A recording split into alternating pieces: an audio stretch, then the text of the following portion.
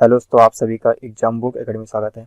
आज हम D SSS B exam के लिए मैथ्स पढ़ने वाले हैं और आज का हमारा टॉपिक रहेगा वह संख्या पद्धति नंबर सिस्टम और यह नंबर सिस्टम का पार्ट 1 रहेगा। यह जो क्लास है D SSS B में जितनी भी पोस्ट है सभी का जो पेपर 1 है उसका जो सेक्शन 1 रहेगा इसके लिए बहुत ही महत्वपूर्ण है।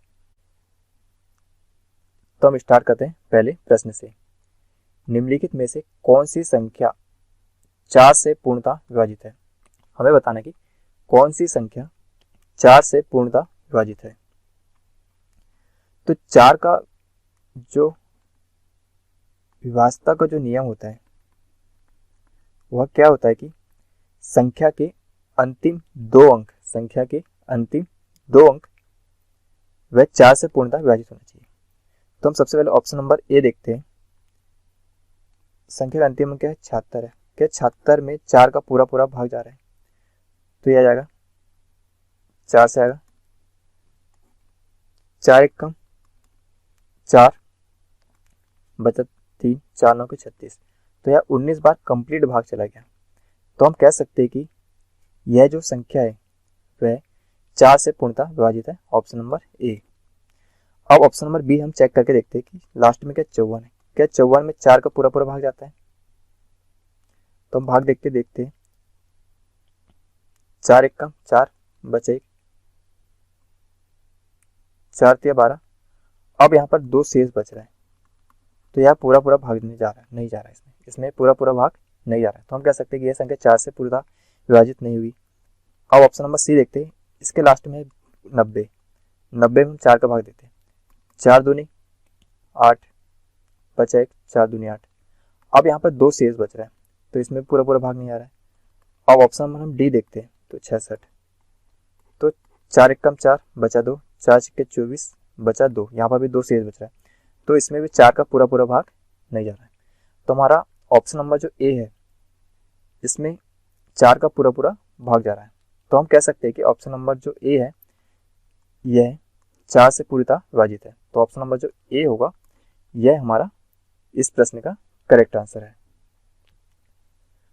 आप देखते अगले प्रश्न पे। प्रश्न 2 के कह रहा है कि निम्न में से कौन सी संख्या 9 द्वारा विभाज्य है? हमें बताना कि इनमें से कौन सी संख्या 9 द्वारा विभाज्य है। तो 9 का जो विभाज्यता का जो नियम होता है वह क्या होता है कि जो संख्या होता है संख्या के सभी अंकों का योग, जो संख्या होती है तो संख्या के सभी अंकों का योग 9 से पूर्णतः विभाजित होना चाहिए। 9 से पूर्णतः विभाजित होना चाहिए तभी वह संख्या 9 से पूर्णतः विभाजित होगी। तो हम ऑप्शन नंबर ए चेक करते हैं। तो 8 + 9 + 4 + 4 + 5 इसमें 9 का पूरा भाग जाना चाहिए।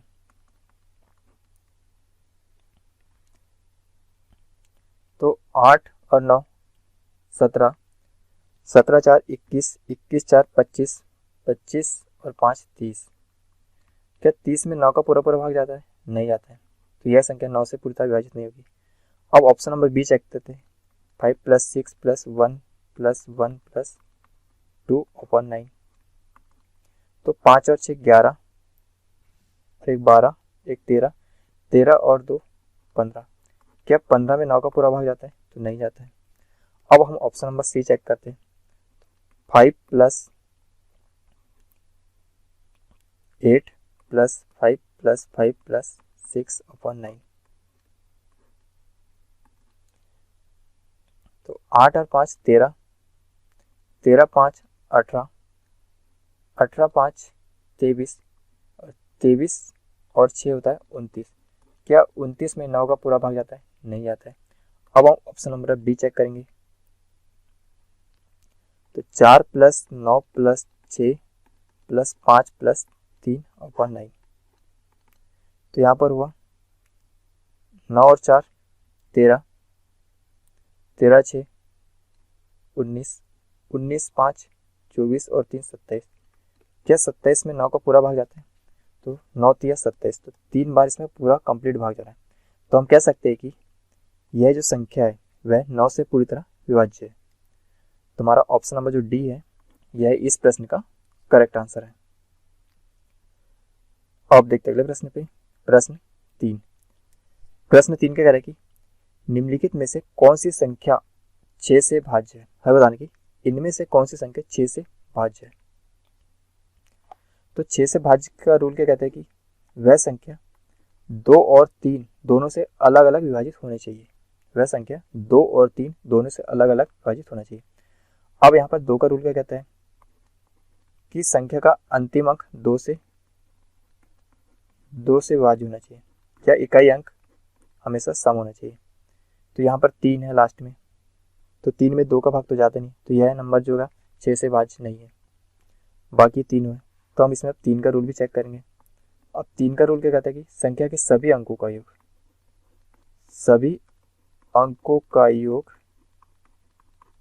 3 से विभाज्य होना चाहिए। तो हम ऑप्शन नंबर बी चेक करके देखते हैं। 1 + 2 + 3 + 7 + 8, इसमें 3 का पूरा भाग जाना चाहिए। तो 7 और 3 10, 10 और 10 20 और 1 21, 21 में 3 का पूरा भाग जा रहा है क्या? 7 बार कंप्लीट भाग जा रहा है। तो हम कह सकते हैं कि यह जो संख्या होगी यह 6 से भाज्य है। तुम्हारा जो करेक्ट जो आंसर होगा वह होगा 12,378, यह हमारा करेक्ट आंसर है। तो ऑप्शन नंबर जो बी है यह हमारा करेक्ट आंसर है। अब देखते हैं अगले प्रश्न पे।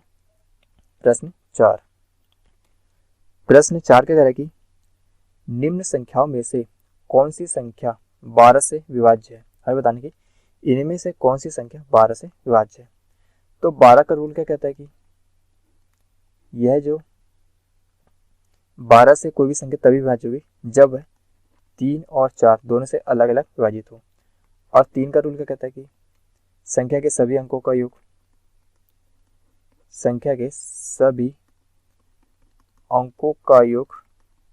3 से विभाज्य होना चाहिए। और 4 का रूल क्या कहता है कि अंतिम दो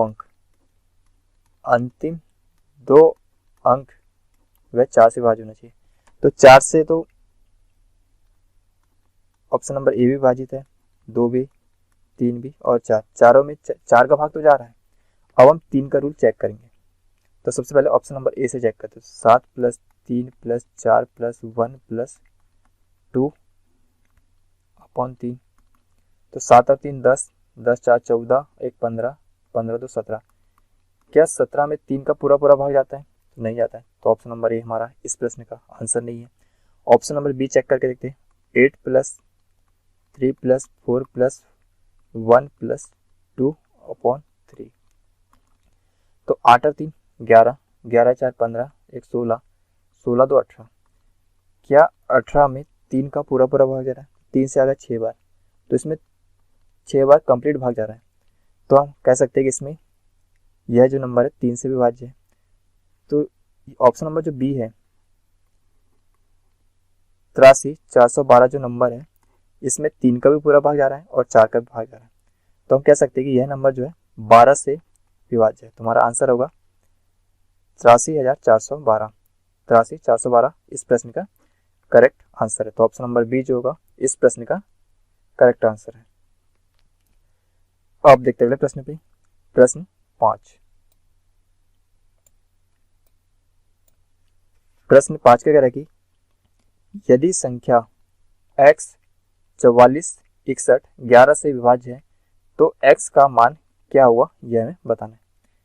अब 11 का जो विभाज्यता का जो रूल होता है वह हमें पता होना चाहिए। सबसे पहले विभाजकता का नियम पता होना चाहिए।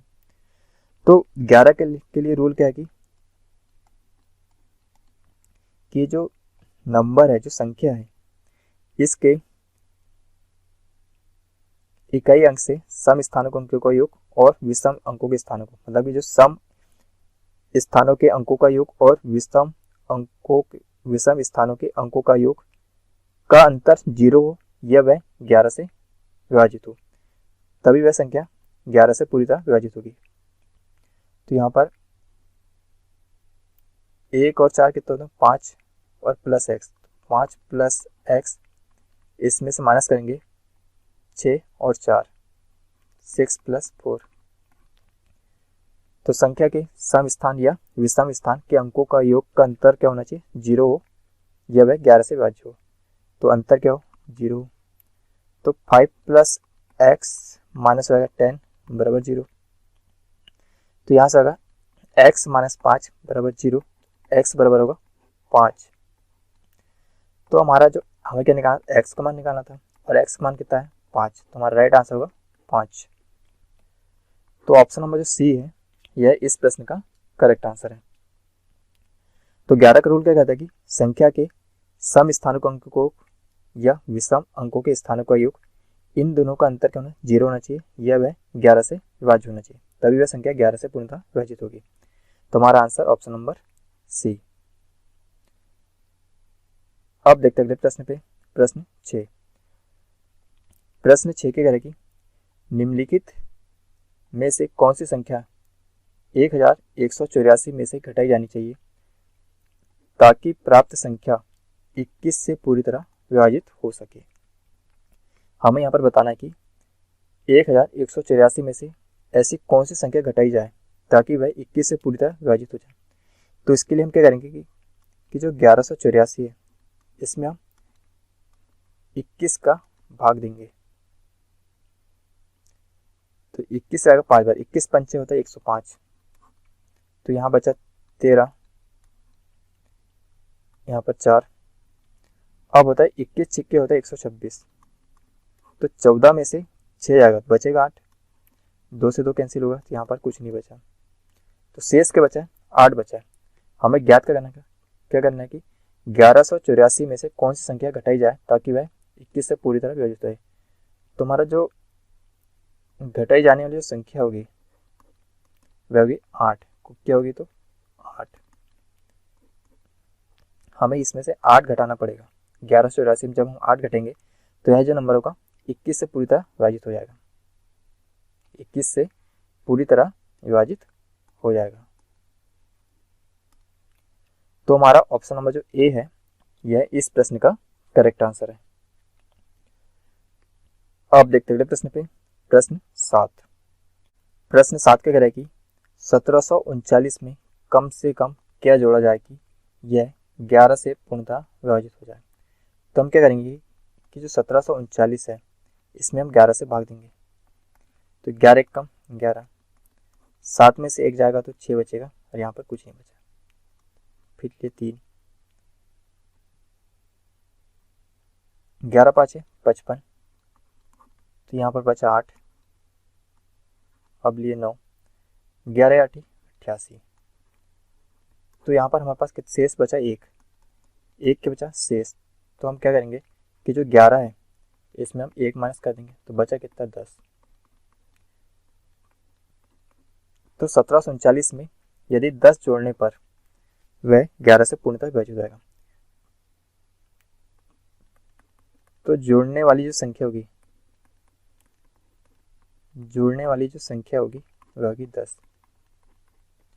तो हमारा जो राइट आंसर होगा वो वह होगा 10। 1739 में यदि हम 10 जोड़ देते हैं तो यह नंबर जो होगा 11 से पूर्णतः विभाजित हो जाएगा, वह नंबर 11 से पूर्णतः विभाजित हो जाएगा। तो हमारा आंसर आ गया 10। तो ऑप्शन नंबर जो बी है यह इस प्रश्न का करेक्ट आंसर है। अब देखते हैं अगले प्रश्न पे, प्रश्न 8। प्रश्न 8 क्या कह रहा है कि 1265 में से क्या घटाया जाए कि प्राप्त संख्या 29 से पूर्णतः विभाजित हो जाए। हमें बताना कि 1265 में से क्या घटाया जाए कि प्राप्त संख्या 29 से पूर्णतः विभाजित हो जाए। तो हम क्या करेंगे इस प्रकार के प्रश्न में, 1265 में हम क्या करेंगे 29 का भाग देंगे। तो 29 से आएगा 4 बार, तो 29 से 4 कितने बार कितना होगा, तो 29 4 116। तो यहाँ पर बचा 0, यहाँ पर बचा 1, तो 10 बचा। अब लिए 5, 29 से आएगा 3 बार, 29 3 87, तो बचा कितना 18, शेष बचा 18। तो जो घटाई जाने की जो संख्या होगी वह होगी 18। यदि हम 1265 में से 18 को घटा दें तो वह नंबर 29 से पूर्णतः विभाजित हो जाएगा। तो हमारा जो राइट आंसर होगा वह होगा 18। तो ऑप्शन नंबर जो ए है यह इस प्रश्न का करेक्ट आंसर है। अब देखते हैं अगले प्रश्न पे। प्रश्न 9। प्रश्न 9 के करें कि एक छात्र ने एक संख्या को 21 से विभाजित करने के बजाय 12 से विभाजित किया, उसे उत्तर 35 प्राप्त हुआ, सही उत्तर ज्ञात कीजिए। सही उत्तर हमें बताना है क्या हुआ। मान लेते संख्या, हमने माना कि जो संख्या है वह x है। संख्या क्या है? x है। तो 12 से विभाजित करने पर सबसे पहले हम करेंगे कि 12 से विभाजित करने पर जब हम इस संख्या को 12 से विभाजित करते हैं तो हमें उत्तर 35 प्राप्त होता है।